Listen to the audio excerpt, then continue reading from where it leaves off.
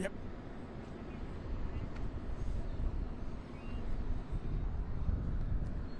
Good afternoon and welcome to KC Sports Tonight. I'm Neal Jones alongside former Chief Dezman Moses, and appropriately enough, we're standing outside Arrowhead Stadium because a lot of Chiefs news today. As you can see from your screen there, the top story is that Travis Kelce is reportedly coming back for another season. Dezman, you played against Travis Kelce on defense when he was on the offense with the Chiefs. Oh, yeah. He was your friend. He was your teammate. What's your reaction? This is great news for Kansas City, for Chiefs Kingdom. You're talking about Patrick Mahomes' top weapon throughout the last decade and a real weapon throughout the National Football League. I know he's aging. He's getting up there, 36, 37 years old, but this guy can still play football at a really high level, and Kansas City's lucky to have him back. The numbers last year are fairly impressive. He played 17 games, didn't miss a game, and that is a critical part of this puzzle.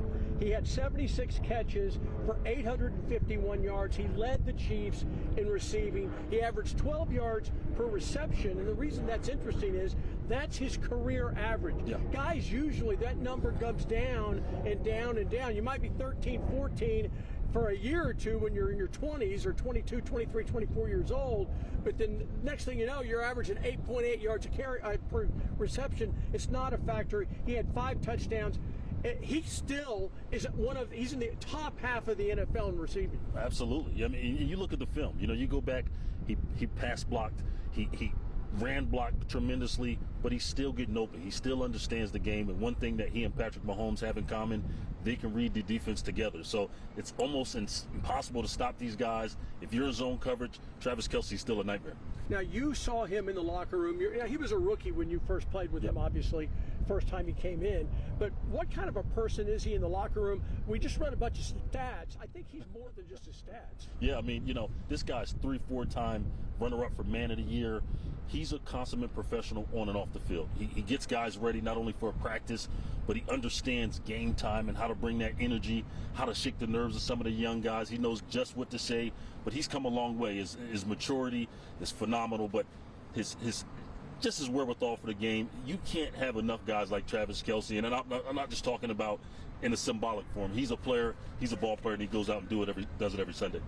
And there's another piece to this whole picture. Your quarterback, Patrick Mahomes, is going to be coming back off a severe knee injury. We don't know his mobility.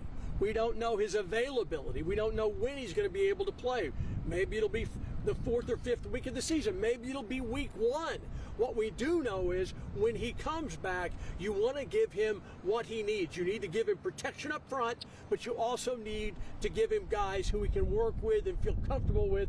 And they always say it, a tight end is a quarterback's security blanket. How important will this decision to come back be for his buddy Patrick Mahomes? I think it's huge, you know, for a number of reasons. Like you said, tight ends are the easiest, most friendly target for the quarterbacks.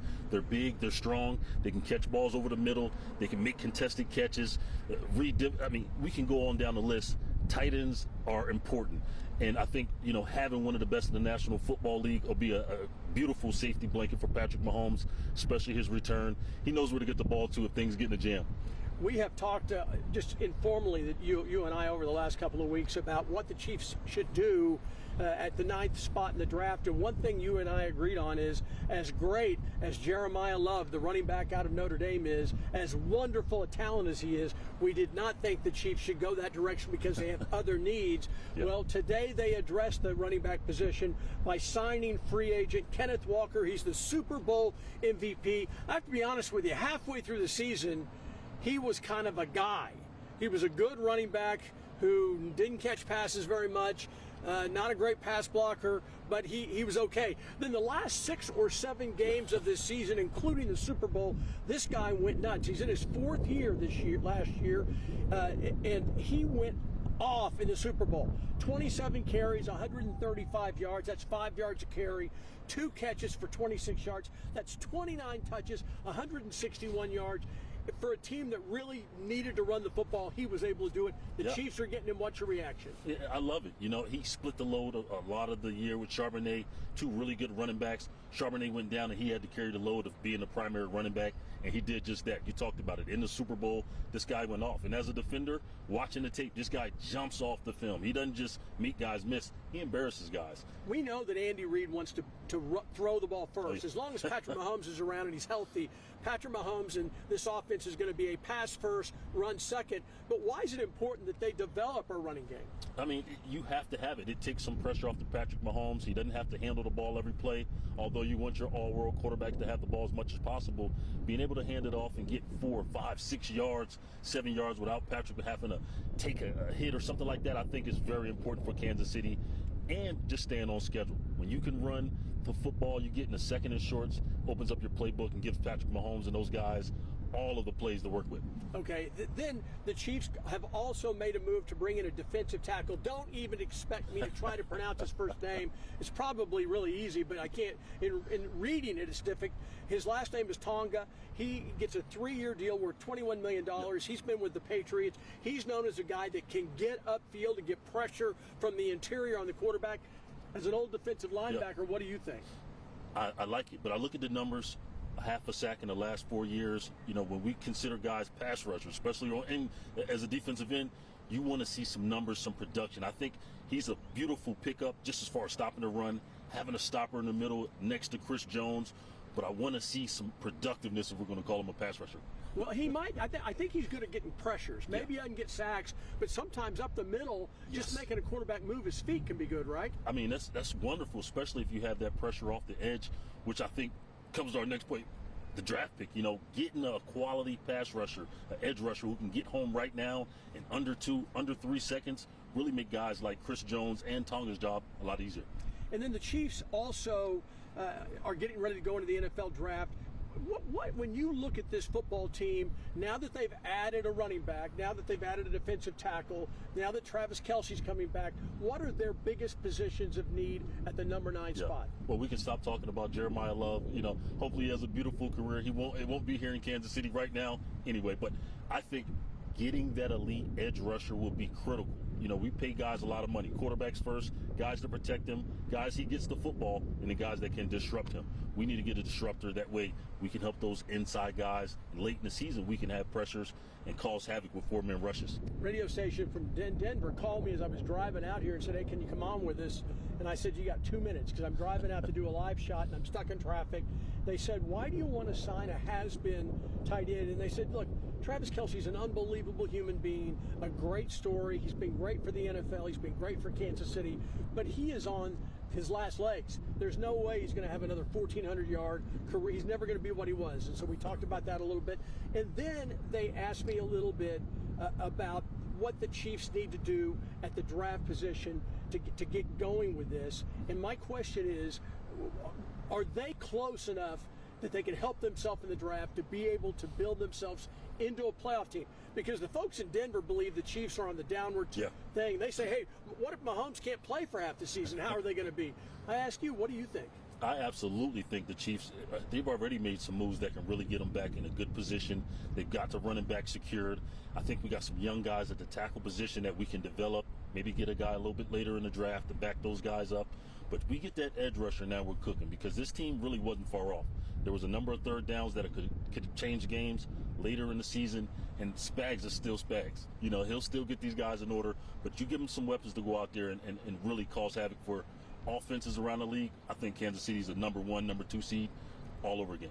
Chiefs lose Hollywood Brown. I suspect that he will not be coming back, at least that's what everybody's saying. They're going to need to come up with another wide receiver. They're going to also have to come up with some defensive backs. Do they have enough defensive backs to play a game tomorrow? Not right now. No. If the game was tomorrow, they'd have to go get some guys off the street. But, again, having another pick, the 29th pick, would be a great position to get a guy who can go out there, cover in zone coverages, but also go out there and cause some havoc in man coverage. Again, Spag doesn't put guys in the really tough positions. That's one of his gifts. But you still need those guys to go out there suited up and make those plays on Sunday. They lose a cornerback who was like another quarterback on the field. Great cover guy on the interior, good on the outside, but one of the best slot corners there is. They lose him to free agency. They choose not to pay him. We saw him lose Justin Reed after 2 years ago. Yeah. He was like the quarterback on the back end. How important is it that they get a guy who can be a quarterback on the back end? Yeah, I mean, I think it's critical. I played with a guy named Eric Berge, a guy named Charles Woodson, and what they did was so special. They got guys lined up. Everybody was on the same page every single down, and then you just knew if the ball was up in the air, you got these guys behind us. They're going to make us right, and they're going to make a play. Everybody focuses on the first-round picks, the high draft picks. At 29, if you do a good job, you can get guys that help you. We've seen them do it. A number of the guys that have been stars for this during these Super Bowl runs have been guys that were taken towards the end of the first round. Yeah. Here they are at 29. I mean, believe it or not, Neal, there's 6, 7 other rounds. There's good football players that you find in every single round. But you might get lucky and find an undrafted free agent like, Green Bay did a few years ago. Is it possible? Is it possible that this franchise is going to take another dip? We saw them you said it best. They were statistically, until Mahomes went down, statistically, they were right there in the upper middle part of the NFL. Statistically, they didn't have a very good record because they lost every close game. History and mathematics and probability tells you that will not continue. That next year, if they play the same way, if they play games close with that kicker, with that quarterback, with some of the people they've got on defense, they'll be able to win some of those games. Are they close, or are we fooling ourselves? We got Patrick Mahomes at the helm. We have a chance. And for Kansas City, that's why they're going to really take their time, this training staff, this organization, making sure number 15 is healthy, making sure he's the guy we expect him to be, because as long as he's out there for the next 5, 10, I'll take him for the next 15 years, we got an opportunity to win. Now, what did you do on your draft day? You came in as a free agent, but did you watch the draft? What did it mean to you? I did. It was a tough day for me. I went through the first round, second round, obviously, and got some calls that I was going to be drafted later in the draft, and it just didn't happen. I went into Green Bay with a chip on my shoulder, and I made a couple people feel it. So sometimes those are the guys you want, the guys who have something to prove. Last time I saw you was what, 2 weeks ago, I believe, or was it a week ago? About a week ago. There was a young man coming out of Rockhurst High School, has bounced around a little bit in college, ends up at Texas A&M, outside edge rusher, who ends up being the defensive player of the year in the SEC. Tell me about this young guy. What's his name? Man, Cassius Howell, young fellow, man, went right here to Rockhurst. I've known him since a young kid. I've seen his game mature. I've seen him mature as a young man, as a person. And right now, they got him slated as about the 15th pick in the draft. Man, I would love to see Kansas City maybe come up, grab a guy like him, an elite edge rusher. You turn on the tape, you're looking at a guy that gets off the ball right now. You're looking at a guy that makes a difference. But he's fast. We need that explosiveness to really, if we can come off the edge and get that pressure immediately, we got guys inside like Chris Jones and the guys we pay big money. They'll make a difference as well to make the game a lot easier. That is the one thing that I think that they have missed the last couple of years. They have not had dominant outside rushers. And it's almost impossible to win a Super Bowl unless you got guys on the edge that can make the other quarterback lower his numbers. Yep. He comes in, these guys late in the playoffs, these star quarterbacks, they've been doing magical stuff. It's remarkable what a concerted pass rush, get guys at him up the middle, guys from the outside. It turns a great quarterback into an average quarterback. They got to do that. I mean, you've seen it last year. Patrick Mahomes, we know how special he is. When he has to move his feet, when he has to get off his spot, he's just not the same guy. When you're getting hit in the front, in the back of the head, you're just not the same guy. And I think Kansas City has to get a couple of those guys, a couple staple pieces on the edge that'll stay here and play here for the next few years and make it tough for offenses. Would you like to talk a little college basketball? Let's do it. I know you like college basketball. Big 12 tournament gets underway this week at the T-Mobile Center. Of course, Arizona, the top seed, they are a team that can win the national championship. Houston's a team that played for the national championship, had a lead late in the second half of the game, and Kelvin Sampson's guys could not hold off Florida. Give Florida credit. They won that game. Houston is so well coached. They have a system. They don't have a lot of turnover. Guys go there and stay for whatever reason. Maybe they're cheating. Maybe they just no. I'm just saying that because in this day and age, I don't think that's it. I think Kelvin Sampson recruits at a different level than everybody else. Kansas is number 3, a number 3 seed. Kansas finally, after 2 down years, or maybe even you could say 3 kind of off years, they look like they're Kansas again. They look like they could beat anybody at any time if they play well. I mean, they got some firepower. They got a young kid they're really liking, a freshman, but they've played well without him. They got a good team, a good unit, some veteran guys that have come in and some transfers, I guess we should call them. These guys are playing together with gel, but the one thing I see when I watch KU, they're playing hard, they're playing together. You can't underline that enough. You've got to play hard if you're going to go deep. It doesn't matter your talent. If you've got a couple of dogs on the team, that effort-wise, it just kills you. It bothered a little bit this year. Darren Peterson is such a wonderful talent. Everybody says he's going to be the #1 player taken in the draft, and I got a little tired of his minutes being the biggest story, because I thought a lot of the guys were playing well. The team was doing well for the most part. They'd win a game, and you're like, I don't really want to hear about Darren Peterson. I want to hear about everything. I want to hear about Darren, but I also want to hear about all the other guys that are going on. You've been on football teams. You've been around sports. You play basketball. Oh, yeah. How do you think it is when you go out and bust your rear end and all the media wants to talk about is the guy that only played 18 minutes? Well, that's what we call a distraction. And generally on teams that have success, you have very few distractions. So hopefully KU can figure out a way to put some of this behind them. But unless this kid comes out and plays those minutes, plays consistently, I think that's going to be a question mark going into the draft. We see the issues with load management in the NBA. A lot of teams don't want to deal with that. Hopefully he can come out, be the consistent player that we know he can be, but show everybody that. I'll tell you what, the people that I know over there who deal with him like him. Yeah. And I don't think they would like him. I don't think that they would speak well of him if they thought he was faking it or just doing this because he didn't want to get injured. Those people have had his back the whole time. Yeah, and that says a lot. The people around that they're every single day, they understand these players, and you don't want to judge because it is a business now, even at the college level, but you do want to put your best foot forward, especially for your future career. Kansas State comes in as the 15th seed in this tournament. They've had just another second straight really disappointing season. Clearly, I mean, Bill Self's teams haven't looked like Bill Self's teams. Yeah. This new era where it's a revolving door, and you're giving this guy this much money and that guy this much money, and people in the locker room know it. I mean, I would think it would be, it is just made to fail, in my opinion. And to be honest, it's hard to create culture that way. It's hard to keep guys happy, playing together, bought in. Obviously with the NIL, I think these guys deserve the reward and of their hard work. But the reality is, for the coaches, it's a much tougher task. You got to have guys on board, and you got to retain guys, which means you got to develop them. NIL isn't the reason that this stuff's happening. The problem is the transfer portal, and that was decided by a judge. Yeah. And I don't necessarily disagree that players ought to be able to transfer, but you got players, moms and dads, uncles, agents, who are calling coaches saying, hey, you like Dezman. You were recruiting Dezman last offseason. We're at Christmas now. He's played for a month. He doesn't like this new guy, so keep us in mind at the end of the year. This has been going on, and that's a problem. I mean, it's a huge problem.